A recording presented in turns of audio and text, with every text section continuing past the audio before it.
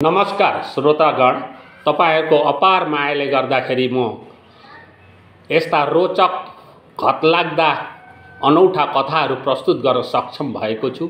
आज पनि म एक रोचक घतलाग्दो कथा प्रस्तुत गर्दैछु।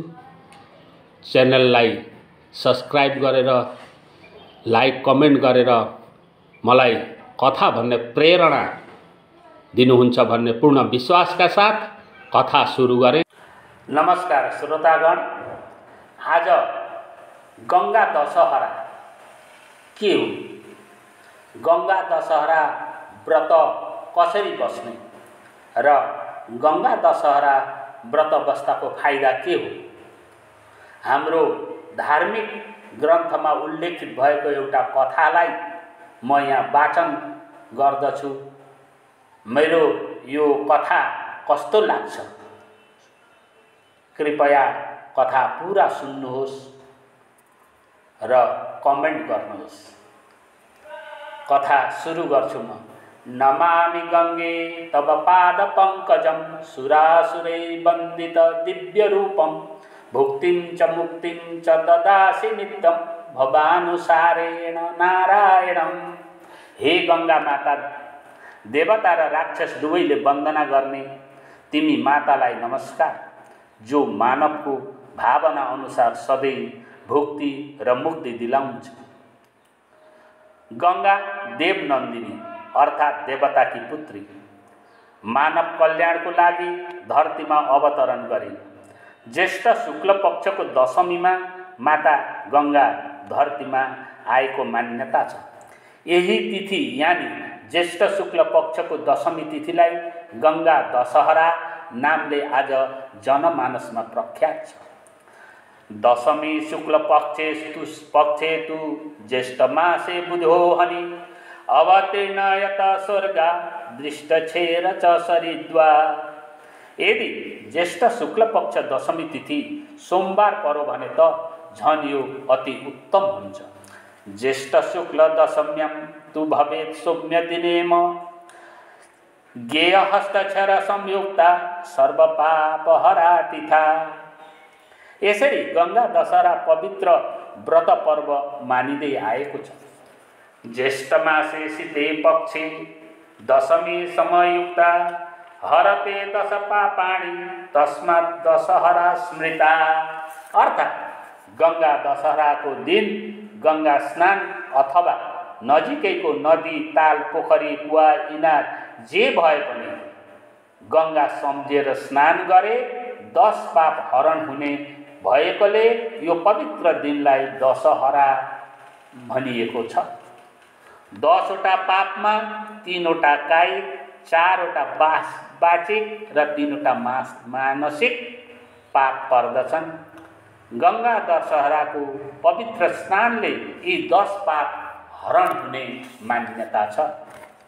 गंगा दशहराको व्रत बसेर पूजा गर्दा पूजा सामग्रीहरू 10 वटा हुनु पर्छ र भएको उत्तम मानिन्छ भने दक्षिणा पनि 10 जनालाई नै गर्नु उत्तम बताइएको छ। तर गंगा दशहराको व्रत बसे पारायण गर्दा जौ र तिल उत्तम मानिन्छ। यो भने 16 मुठी हुनु पर्छ भनिएको छ। गंगा दशहरा पवित्र व्रत हो। यो व्रत बस्दा 10 पाप नष्ट हुन्छन्। 3 पुस्ताले गरेको पापबाट 3 पुस्ता मुक्ति पाउँछन्। यो अति उत्तम व्रत मानिन्छ। यो व्रतसँग जोडिएको एउटा कथा प्रसङ्ग छ, जुन कथाले पृथ्वीमा गंगा दशहराको महत्त्व आज पनि बनिरहेको छ। श्रोतागण, कथा यस्तो प्रकारको छ, ध्यान दिएर सुन्नुहोस् र अन्तिमसम्म सुनेर कमेन्ट गर्नुहोस्, सब्स्क्राइब गर्नुहोस्, लाइक गर्नुहोस् र साथी समक्ष पुर्याउनलाई शेयर पनि गर्नुहोस्। सुन्नुहोस्, कथा यस्तो छ। त्रेता युगमा सूर्यवंशी राजा दशरथका घरमा भगवानको प्रादुर्भाव भएको थियो।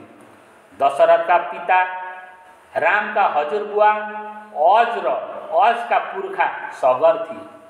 अयोध्यामा सगर एक पराक्रमी चक्रवर्ती राजा थिए।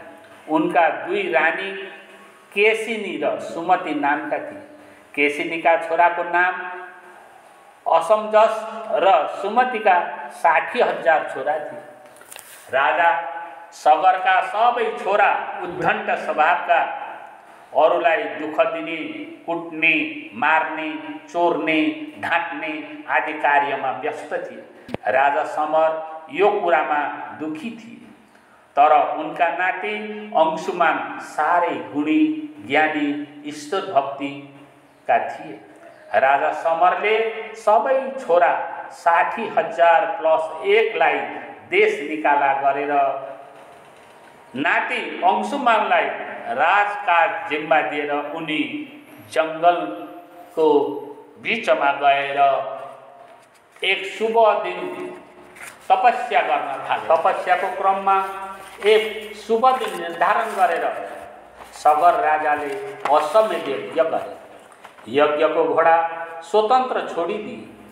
धार्मिक मान्यता अनुसार त्यो घोडा त्यो पुरुषले समाउँछ जो सगरको अगाडि लड्न सक्छ।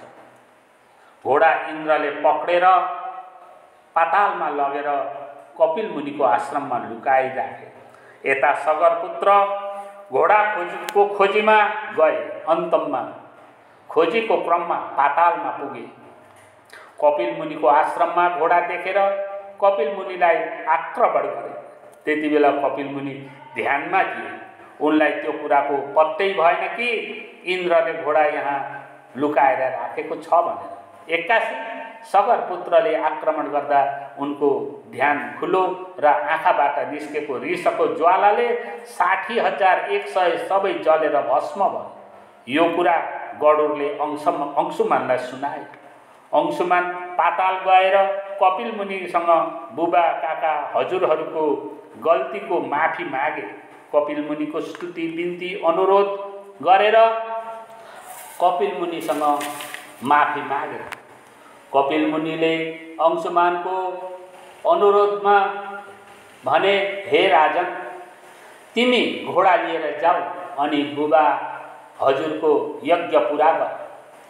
हेर, तिम्रा यी बुबा काकाहरू फटाहा, उद्दण्ड र पापी भएकाले यिनको उद्धार गङ्गाले मात्र गर्दछ। अनि अयोध्यामा आएर हजुरबाको यज्ञ पुरा गरे अंशुमानले। पछि उनका छोरा दिलीपलाई राज्य जिम्मा दिएर बुबा काकाको उद्धारको लागि तपस्या गर्न जङ्गलमा गए।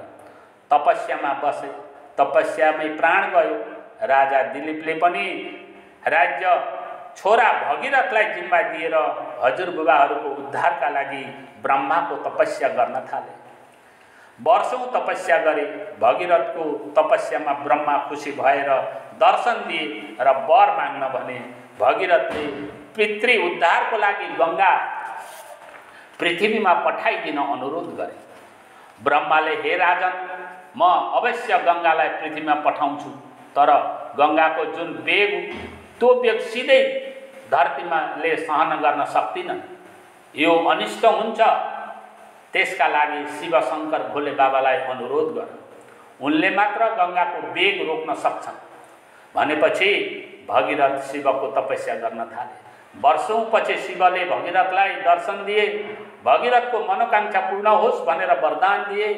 गङ्गा स्वर्गबाट धरतीमा आउन भइन्। बाटामा शिवजीले जटा फिजाएर उभिए। गङ्गालाई जटामा लपेटे अनि जटाको एक केस्राबाट गङ्गाको बहाव बाहिरियो, धरतीमा बग्न थाल्यो। भगीरथ अघि अघि, गङ्गा पछि पछि बग्न थालिन्। बाटामा जुही ऋषिको आश्रम थियो। गङ्गाको वेगले ऋषिका आश्रमका सबै सामग्रीहरू बगाएपछि ऋषिले गङ्गालाई पिदिए। गङ्गा ऋषिको पेटमा हराइन्। भगीरथले पछि फर्केर हेरे, गङ्गा छैन। जुहु ऋषिको पेटमा गङ्गा देखेपछि ऋषिलाई अनुनय विनय गरी गङ्गा मागे। ऋषिले गङ्गा फिर्ता दिए। ऋषिको कानबाट गङ्गा बाहिर निस्किन्। यसरी जुहु ऋषिको कानबाट पुनः जन्म भएकाले जाह्नवी नाम रह्यो।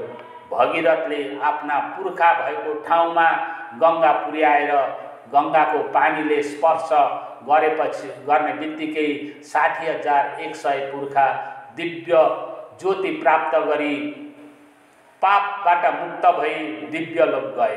यसरी भगीरथले गङ्गा धरतीमा ल्याएकोले भागीरथा नाम भइन्। जुहु ऋषिको कानबाट निस्केकाले उनी जाह्नवी भइन् र तपाईँ हामी गङ्गा भनेर अहिले चिनिरहेका छौँ। यही गङ्गाको व्रत बस्ने दिन गङ्गा दशहरा 10वटा पाप नष्ट हुने भएकोले त्यो व्रतलाई गङ्गा दशहरा नामले आज जगतमा प्रख्यात छ र यो गङ्गा दशहरा व्रत बस्ने चलन आएको छ। आजको कथा यहीँ टुङ्गिन्छ। कथा कस्तो लाग्यो, राम्रो लाग्यो भने लाइक गर्नुहोस्, सेयर गर्नुहोस्, कमेन्ट गर्नुहोस्। हवस् त, धन्यवाद।